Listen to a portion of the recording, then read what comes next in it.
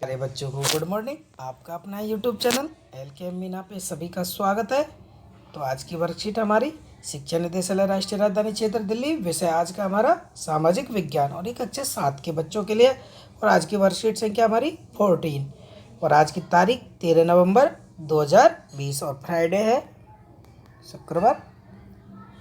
यहाँ पे सभी बच्चे अपना प्यारा प्यारा नाम लिखें और यहाँ पे अपने क्लास टीचर का नाम लिखें। तो बेटा जो पिछली वर्कशीट आई थी 13, तो उसमें आपने देखा कि समानता क्या है। ठीक है बेटा, तो इसी में आगे भाई समानता को कैसे भाई समाज के लिए भाई सभी लोग क्या पहले क्या होते थे कि गरीब और अमीर उन दोनों में बहुत ही ज़्यादा फैसला था। तो उसको भी उस दूरी को मिटाने के लिए जो समाज में काम किया, तो उसको क्या करा, बिल्कुल समान से भाई आत्मसम्मान के रहित जीवन जीने के लिए कि बहुत ही ज़रूरी समझा। तो ऐसे एक आदमी हुए डॉक्टर भीमराव अंबेडकर। ये समाज के बहुत बड़े व्यक्ति थे। तो देखते हैं इन्होंने समानता के लिए क्या क्या कार्य किया अपने सभी समाजों के लिए। कि अपने आत्मसम्मान को दांव पर लगाकर जीवित रहना अशोभनीय है।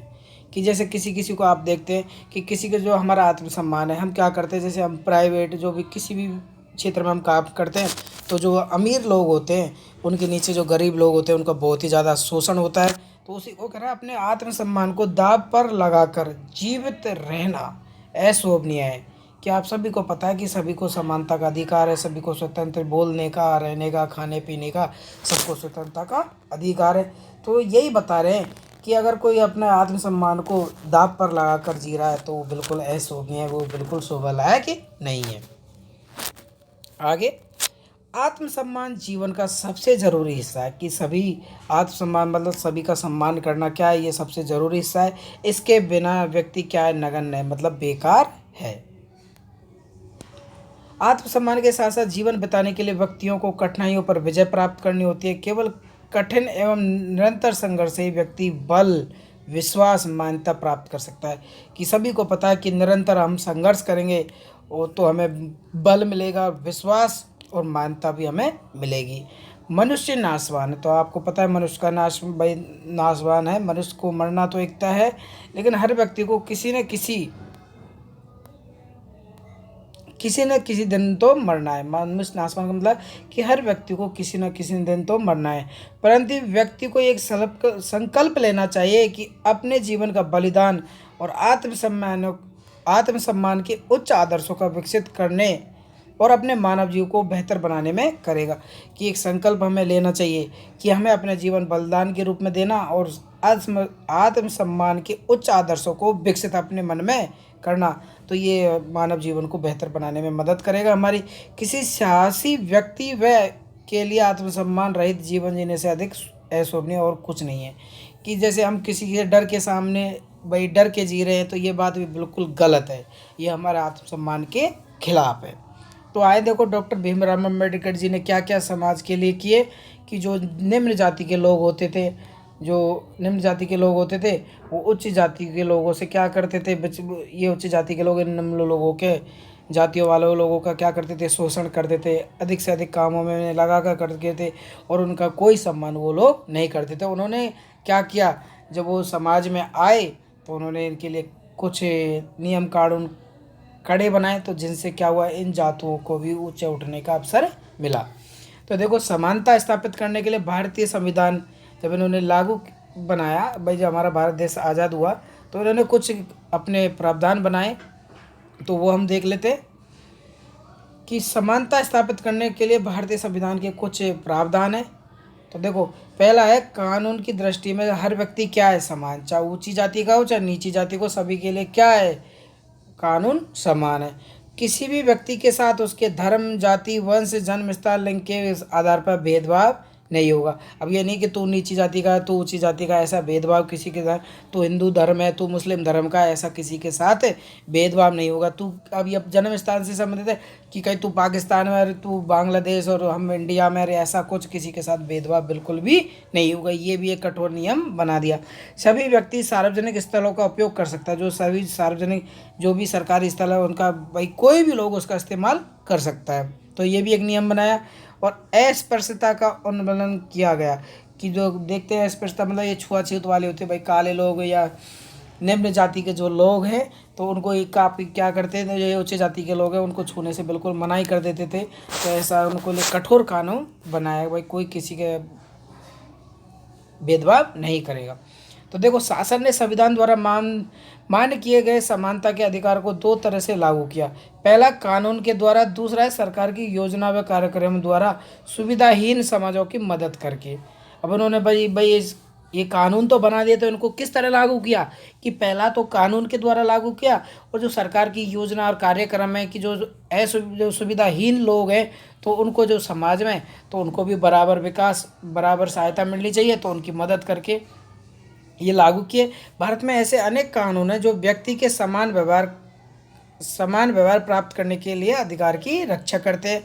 कानून के साथ साथ सरकार ने उन समुदायों जिनके साथ सैकड़ों वर्षों तक असमानता का व्यवहार हुआ है, कि आप देखा होगा कि समाज में ऐसे लोग हैं जिनके साथ पिछले 100 सालों से भी क्या हो रहा है, असमानता का व्यवहार हुआ है, तो उनके लिए भी कठोर कदम उठाए।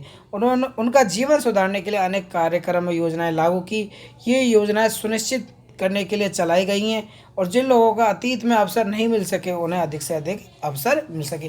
कि जिन लोगों को, जो समाज गाँवों में आज भी आप देखते हैं कि जो निम्न जाति के लोग हैं उनके साथ बहुत भेदभाव होता है और उनको किसी भी योजना का फ़ायदा नहीं मिलता है। तो इसके लिए सरकार क्या किया है, इन्होंने कठोर कानून के साथ ऐसी योजनाएं चलाई कि उनको भी फ़ायदा मिल सके। देखो, पहली योजना क्या है, मध्याह्न भोजन की व्यवस्था इन्होंने की कि इस कार्यक्रम के द्वारा सभी प्राथमिक बच्चों को दोपहर का भोजन स्कूलों द्वारा दिया जाएगा। तो ये एक बहुत बड़ी योजना है कि काफ़ी बच्चे क्या करते हैं, वो पढ़ते नहीं थे, क्योंकि घर की स्थिति बहुत ख़राब होने के कारण तो उनको भोजन समय पर नहीं मिल पाता था। तो ऐसे लिए सरकार ने भाई जो सभी लोगों की जातियों के लिए भोजन की जो व्यवस्था की, ये बहुत ही अच्छा कार्यक्रम रहा और ये सफल भी है। और आज भी आप देखते हैं कि जो दिल्ली के स्कूलों में चल रहा है मिड डे मील योजना, तो यही इस योजना का एक मुख्य अवसर है। यह योजना भारत में सर्वप्रथम तमिलनाडु राज्य में प्रारंभ की गई, जो कि 2001 में उच्चतम न्यायालय ने सभी राज्य सरकारों को अपने स्कूल में 6 माह के अंदर आरंभ करने के निर्देश दिए। मतलब इस योजना को सभी स्कूलों में, क्योंकि जब अगर हमारा स्कूल में अब जब सभी बच्चे पढ़ने लगेंगे तो हमारा भारत भी क्या होगा, शिक्षित होगा। तो ये कठोर कदम उन्होंने 2001 में उच्च न्यायालय ने सभी राज्य के सरकारों को बोल दिया कि इस तारीख से फलाने स्कूलों में ये मिड डे मील योजना शुरू की जाए। इस कार्यक्रम के काफ़ी सकारात्मक प्रभाव थे। इस कार्यक्रम को जब उन्होंने शुरू किया तो उन्होंने देखा कि काफ़ी सारे बच्चे क्या हो गए, स्कूलों में भर्ती हो गए और उनका भी मन शिक्षा के प्रति जागरूक हो गया। उदाहरण के लिए दोपहर का भोजन मिलने के कारण गरीब बच्चों ने अधिक स्कूलों में प्रवेश लेना शुरू किया, नियमित रूप से विद्यालयों में जाना शुरू कर दिया। आप देखेंगे भाई, उनको जब भोजन ही मिल जाए, शरीर को मानव की आवश्यकता के लिए सबसे पहला क्या है, भोजन। भाई कहते हैं ना, पहले पेट पूजा फिर काम दूजा। अगर हमारे पेट में भोजन हमें समय पे मिल पाएगा तो हम बाकी काम आसानी से बाद में कर लेंगे।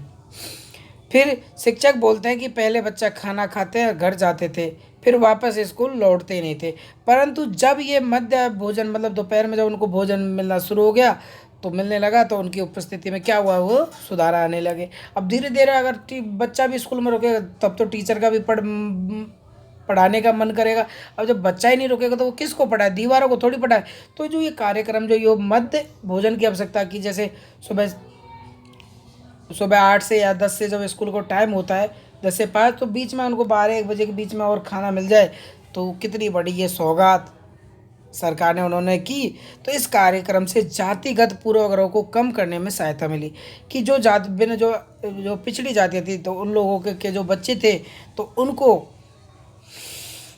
उनको बहुत सहायता इस कार्यक्रम से मिली। यद्यपि लोग यह जानते हैं कि भेदभाव का व्यवहार कानून के विरुद्ध है। सब लोग जानते हैं कि जो भेदभाव हम करते हैं कि ये इस जाति का, ये उस जाति का, ये कानून के विरुद्ध है, फिर भी वे जाति, धर्म, दिव्यांगता, जो लंगड़े लूले लोग होते हैं तो उनको आर्थिक स्थिति के लोग लिंग के आधार पर लोगों में असमानता का व्यवहार करते हैं। कि आप लोगों से भाई काफ़ी सारे जो पढ़े लिखे लोग भी हैं वो भी क्या करते हैं, जो कानून के विरुद्ध ये सारे गलत है, लेकिन फिर भी इनको व्यवहार करते रहते हैं। तो ये बहुत ही ज़्यादा गलत है बच्चों। वर्तमान दृष्टिकोण को बदलना तभी संभव है जब लोग विश्वास करने लगे कि कोई भी कमतर नहीं है, भाई कोई भी किसी से कम नहीं है। तभी जाके हम समाज में सुधार कर सकते हैं। हर व्यक्ति सम्मानजनक व्यवहार का अधिकारी है, कि कोई व्यक्ति हो, चाहे निम्न जाति का हो, चाहे उच्च जाति का, या किसी भी जाति का हो, या अमीर हो या गरीब, सभी को क्या है, सम्मानजनक व्यवहार की अधिकार है। प्रजातंत्रीय समाज में समानता स्थापित करना एक सतत संघर्ष है। ये जो प्रजातंत्रीय समाज है, इसमें जो समानता, सभी के लिए समानता को जो स्थापित करना है, तो सत्य मतलब इसका ये कि हमें लगातार संघर्ष करना होगा, जिसमें व्यक्ति और विभिन्न समाजों का सहयोग देना भी जरूरी है। अब ये नहीं कि भाई एक ही समाज ये कार्य करता है, जैसे हिंदू समाज हिंदुओं के लिए कार्य कर रहा है, मुस्लिम समाज मुस्लिमों के कार्य कर रहा है, नहीं, ये सब नहीं। जब तक हम सभी आपस में सहयोग लेके नहीं चलेंगे, तब तक ये पूरी व्यवस्था बिल्कुल सफल सरकार के द्वारा नहीं होगी। तो जितना हो सके बेटा, कोई भेदभाव हमें नहीं रखना चाहिए, सभी के लिए हम तो समानता का व्यवहार करें। क्योंकि आप लोग देखते हैं कि आदमी की जन्म से लेकर मृत्यु तक हो जाती है, क्योंकि कहते हैं ना कि अगर जितने ज़्यादा मीठा बन के रहेंगे उतना ही ज़्यादा हमारा नाम होगा, और सभी जातियों के लोगों को हम समान माने, किसी के ऊपर हम कोई दबाव नहीं बनाएं। ओके बेटा, तो इस वर्कशीट से संबंधित कुछ क्वेश्चन दिए तो उनको हम देख लेंगे। समानता के लिए भारतीय संविधान में किए गए प्रावधानों का उल्लेख कीजिए। तो आपको देखो इस वर्कशीट में ऊपर ही ऊपर पहले में दिखाया है ये रही, तो इन सबको हम इसमें अच्छे से लिख देंगे पहले क्वेश्चन में आंसर।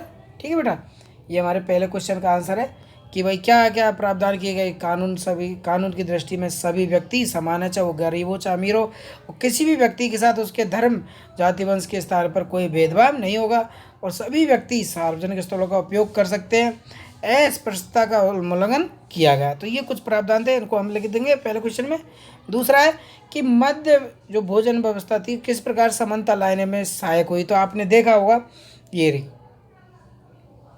यहाँ पे इसमें इस बिल्कुल स्पष्ट लिखा गया है कि ये देखो, यहाँ से हम लिखेंगे दोपहर का भोजन मिलने के कारण गरीब बच्चों ने अधिक स्कूलों में प्रवेश लेना शुरू किया, और नियमित रूप से स्कूलों में क्या कर दिया, उन्होंने जाना शुरू कर दिया था। दूसरे क्वेश्चन का यहाँ से लिखेंगे, उन्होंने प्रवेश लेना शुरू किया, नियमित रूप से स्कूलों में जाना शुरू कर दिया।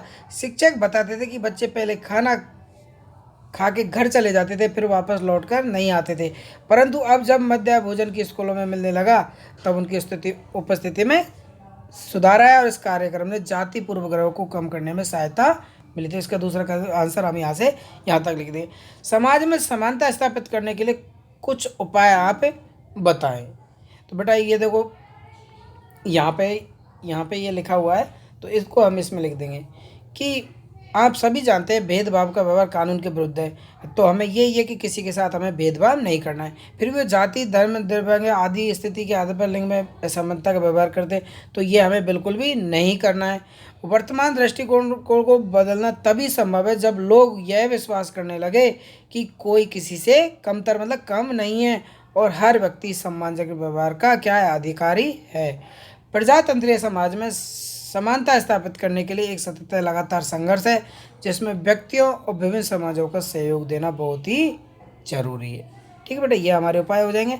तो प्यारे बच्चों, आपकी ये वर्कशीट कंप्लीट होती है, तो सभी बच्चे इस वीडियो को अंत तक देखें, तो आपको ये आसानी से रहेगी वर्कशीट समझने में। फिर भी अगर आपको इस वर्कशीट से कोई दिक्कत परेशानी हो, तो यूट्यूब पर मुझे ज़रूर कमेंट करें, आपकी समस्या का तुरंत समाधान किया जाएगा। तो सभी बच्चे अपना ख्याल रखें, और अब बेटा कोविड-19 महामारी चल रही है, तो सभी बच्चे अपना बहुत अच्छे से ख्याल रखें, और ज़रूरत हो तो ही घर से बाहर निकलें, क्योंकि जब तक दवाई नहीं, जब तक कोई ढिलाई नहीं, क्योंकि दिल्ली की स्थिति बहुत ही ज़्यादा ख़राब हो रही है। और सभी बच्चों को हैप्पी दीपावली एडवांस में ही। Take care, bye bye, thank you.